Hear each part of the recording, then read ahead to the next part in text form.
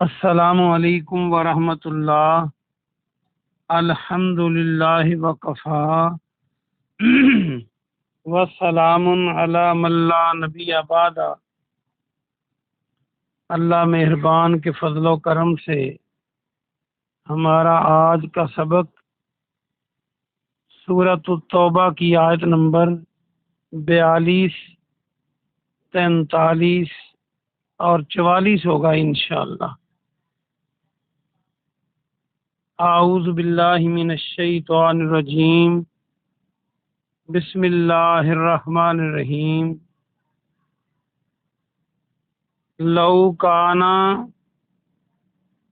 لو اگر کانا ہوتا، اگر ہوتا، آرزن مال۔ اس کا ترجمہ ہم مال کیسے کرتے ہیں؟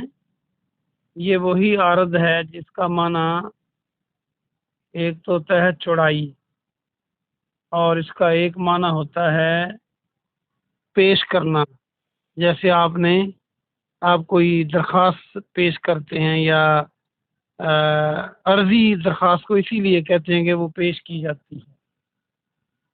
اور اس کا ایک، جیسے مشاعروں میں آپ نے سنا ہوگا کہ عرض کیا ہے، یعنی وہ پیش کرنا۔ تو مال جو ہوتا ہے وہ انسان کے پیش ہی ہوتا ہے، اس کے پاس ہوتا ہے، تو اس کا معنی مال بھی کیا جاتا ہے۔ قریباً جلدی ملنے والا، قریب سے ہے۔ قریب کیا ہوتا ہے؟ جو آسانی سے مل جائے۔ قریباً و سفراً، اور سفر، یہ جو سفر ہے یہ عربی ہی کا لفظ ہے۔ قاصداً، درمیانہ۔ یہ جو قاصد ہے، اردو کا لفظ قاصد جو ہے بنانا چاہیں تو ایک قصد کرنا، کاف صاد دال، ارادہ کرنا جو ہوتا ہے، یہ وہی روٹ ورڈ ہے۔ اور اس کا معنی درمیانہ کیسے بنے گا کہ اس کا ایک معنی درمیانہ بھی ہے، ایک معنی اس کا ارادہ کرنا بھی ہے، اس کو یاد رکھ لیں۔ قصد لتبعو کا، لتبعو کا لام تاکید کے لیے ہے، کاف آخر میں جو ضمیر ہے اس کا معنی آپ کی، اور اردو کا لفظ اتباع بنائیں، الف موجود ہے، تے بے عین ہے، بے کے بعد الف لگا دیں، اتباع بن جائے گا، پیروی کرنا۔ عام طور پہ اتباع رسول ہم بولتے ہیں، رسول کی پیروی۔ تو وہ سب ضرور آپ کی پیروی کرتے، ولیکن، اور لیکن۔ لیکن کو دیکھیں تو یہ لیکن کی شکل جیسا ہے، لام کے بعد یہ لگا دیں تو لیکن بن جائے گا اردو کا۔ ولیکن بعدت، دور ہو گئی، اور لیکن دور ہو گئی۔ بعید اردو کا لفظ، بے عین یہ دال، قریب کا جو اپوزٹ ہے بعید۔ علیہم الشقہ، علیہم ان پر، الشقہ مسافت، یہ وہی شقہ ہے جس سے مشقت بنتا ہے اردو کا لفظ۔ اور مسافت میں، سفر میں عام طور پہ وہ مشکل ہوتا ہے، مشقت ہوتی ہے، تو اس کا معنی اس لیے یاد رکھنے کے لیے یہ سمجھیں، شقہ۔ وَسَيَحْلِفُونَهُ، وَسَيَحْلِفُونَ، واو اور سین ان قریب، یا وہ، واو نون آخر پہ جمع کی علامت، درمیان میں جو بچا روٹ ورڈ ہا لام فا، حلف۔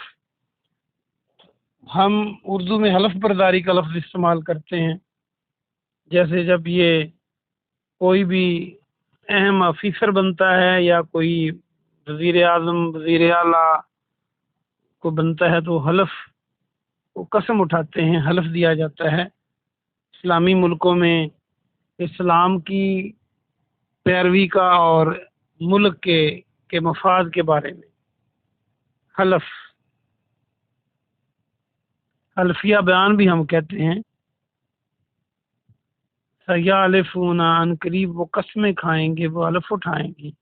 बिल्लाह अल्लाह की, लव इस्तताना, लौ अगर, इस्तताना ना आखिर में हम, और उर्दू का लफ्ज इस्तात, अगर गौर से देखें अलिफ सीन ते आइन, ते तोय आइन है तो आखिर में ते लगा दें तो इस्तात बन जाएगा, और तोय के बाद अलिफ लगा दें। अगर हम इस्तात रखते, अगर हम कुव्वत रखते, अगर हम ताकत रखते, ला खरजना, जरूर हम निकलते, खरजना खराजा, खारज होना, निकलना, माकुम आपके साथ, तुम्हारे साथ, युहलिकूना वो हलाक कर रहे हैं। युहलिकून को देखें तो या का मानी वो, वाव नून जमा की लामत, हा लाम काफ, और लाम के बाद अलिफ लगा दे तो हलाक बन जाएगा, जो हलाक या हलाकत होती है, तबाही वगैरह, इसका माना मरना भी होता है।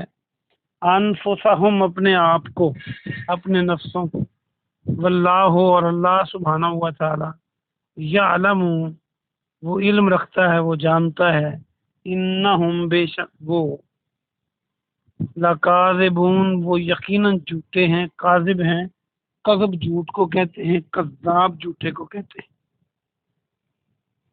बा मुहावरा तर्जुमा देखिए,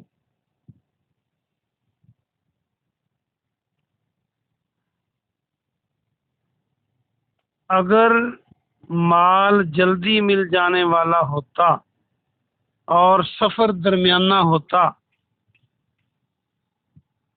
तो वो सब आपकी पैरवी करते, और लेकिन उन पर मसाफत दूर हो गई, और अनकरीब वो अल्लाह की कसमें आपके पास, अल्लाह की कसमें खाएंगे कि हम अगर ताकत रखते तो आपके साथ ज़रूर निकलते।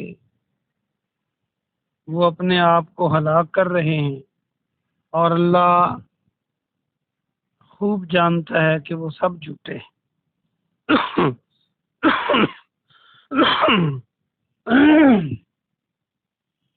अगली आयत देखें, अफल्लाहु मुआफ कर दिया अल्लाह ने, अफा को देखें तो आइन फा, वाओ अफू, अफू वो दरगुजर, मुआफ करना, वैसे इसका माना जायद भी होता है, तो यहाँ पर माफ करना, अन का आपसे, मुआफ कर दिया अल्लाह ने आपको, लिमा क्यों, अजिनता इज़न दिया आपने, इजाजत दी, इज़न क्या होता है, इजाजत, लहुम उनको, हत्ता यहाँ तक के, हत्ता के, या तबैयना बैयन हो जाते, जाहिर हो जाते, मुबीन जो है वाज़े को किसी भी कहते हैं, वो बिल्कुल जाहिर चीज़ होती, लका आप पर, लकल्लज़ीना वो लोग, जो सदाकूस जिन्होंने सच कहा, सदाकू को स्वाद लाल काफ सिद्क, और सादिक सच्चे को कहते हैं सिद्दीक, ये सारे लफ्ज बना सकते हैं। व तालमल काज़िबीन और आप जान लेते, ता का मानी तुम, आइन लामीम जानना,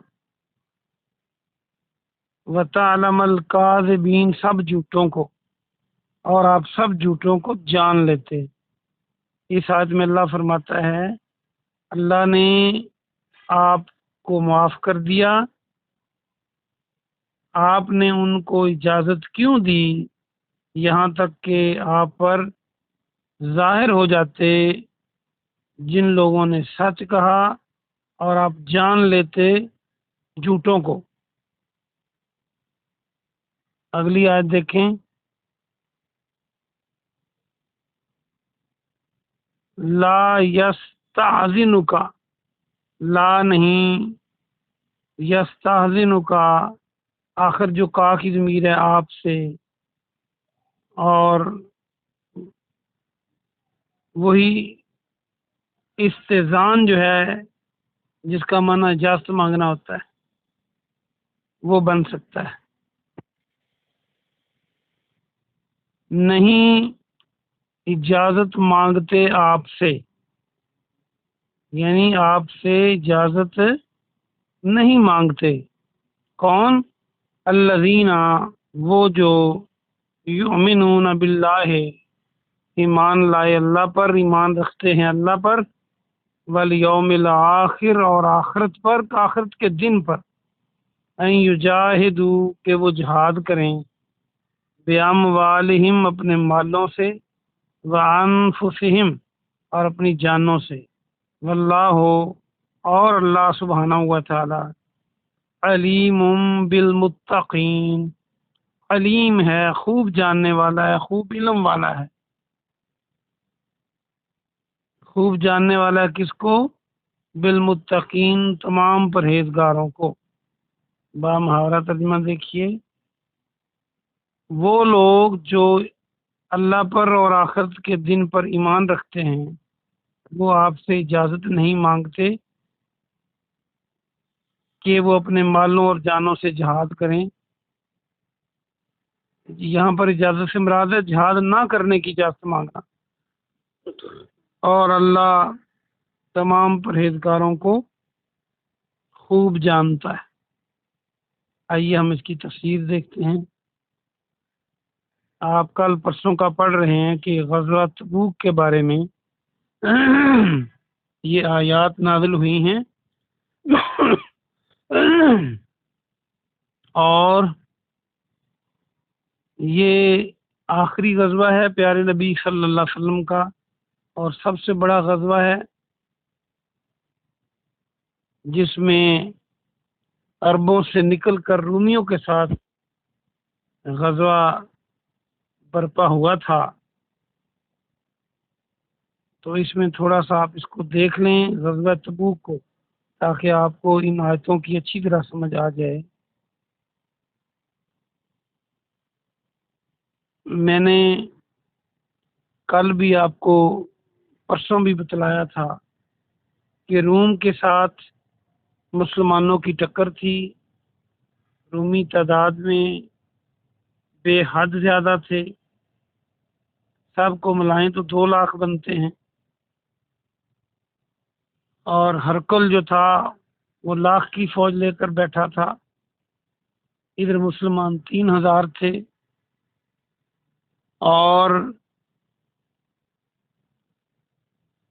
اس کا سبب یہ بنا کہ پیارے نبی صلی اللہ علیہ وسلم نے جب مشرکین مکہ سے کچھ فرصت ملی تو تبلیغ کے قافلے روانہ کیے۔ روم کی سرحد کے پاس مسلمانوں کے ایک تبلیغی قافلے کو شہید کر دیا گیا، جو تقریباً 13، 14، 15 پہ مشتمل تھا۔ ان کے امیر زخمی حالت میں واپس پلٹے۔ یہ بہت دکھ کی بات تھی مسلمانوں کے لیے۔ پھر ایک اور سفیر جا رہا تھا، قاصد جا رہا تھا پیارے نبی صلی اللہ علیہ وسلم کا، اس کو انہوں نے شہید کر دیا۔ تو پھر آپ نے چیلنج سمجھ کر ان کے مقابلے کا اعلان کیا۔ یہ وہی غزوہ ہے جس پر ابو بکر رضی اللہ عنہ گھر کا سارا سامان لے آئے تھے، عمر فاروق آدھا لے آئے تھے، عثمان غنی رضی اللہ عنہ نے جو اشرفیاں دیں، تو آپ اس تھیلی کو ایک ہاتھ سے دوسرے ہاتھ پر اچھالتے اور ادھر سے واپس اچھالتے، اور عثمان رضی اللہ عنہ کو جنت کی بشارتیں دیتے کہ آج کے بعد عثمان کا کچھ کوئی نقصان نہیں کر سکتا، یعنی کچھ بھی کریں تو جنت کے لیے آج کا عمل کافی ہے۔ مسلمانوں نے قربانی کی مثالیں قائم کر دیں۔ ایک صحابی یہودی کے ہاں ملازمت کرتے رہے، جو کچھ ملا وہ بھی لا کے دے دیا۔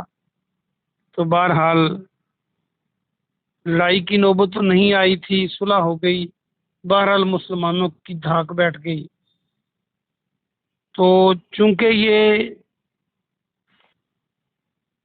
مدینہ سے اتنا لمبے فاصلے پہ تھا، روم کی سرحد پر تھا، تو جب آپ نے اعلان فرمایا تو بعض لوگ تو جو منافق تھے انہوں نے ہیلے بہانے کیے، اور یہ جو آیت ہے یہ انہی کے بارے میں ہے۔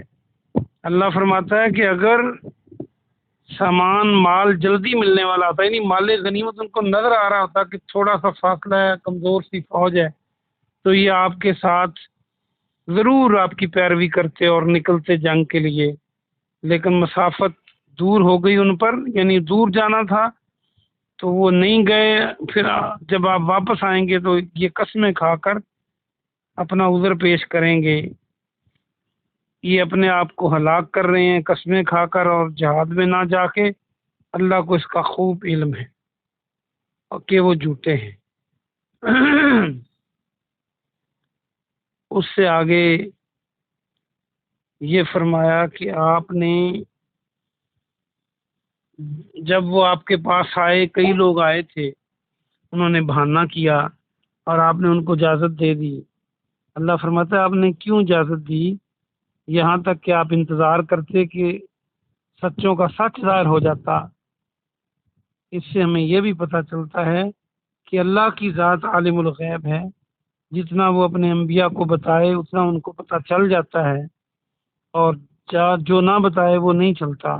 اللہ نے پہلے معافی کا اعلان کیا اپنے نبی سے کہ آپ نے ان کو اجازت دے دی، ابھی پتہ بھی نہیں چلا تھا آپ کو کہ وہ سچے ہیں، اور جھوٹوں کو آپ جان لیتے۔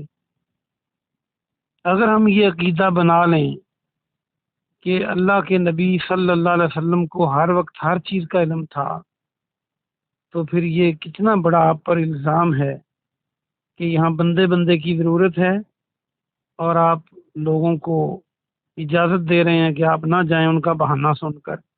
پھر اللہ نے قرآن میں نازل بھی فرما دیا کہ آپ کو ایسا نہیں کرنا چاہیے تھا، لیکن اللہ نے آپ کو معاف کر دیا۔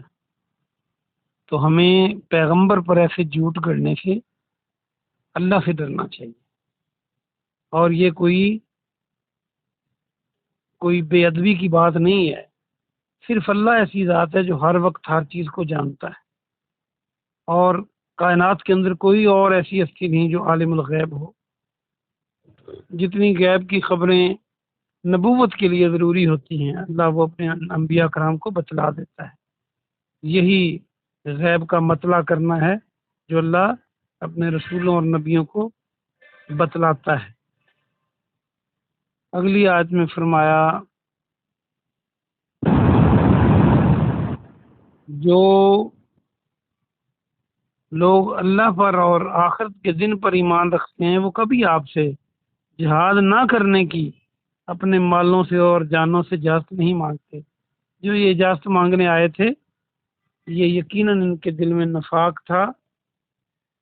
اس کی تفصیل آگے بھی آئے گی۔ کچھ سچے مسلمان بھی سستی میں پیچھے رہ گئے تھے جن کو بعد میں اللہ نے معاف کر دیا، لیکن یہ منافقوں کی بات بتائی جا رہی ہے۔ اللہ متقیوں کو خوب جانتا ہے۔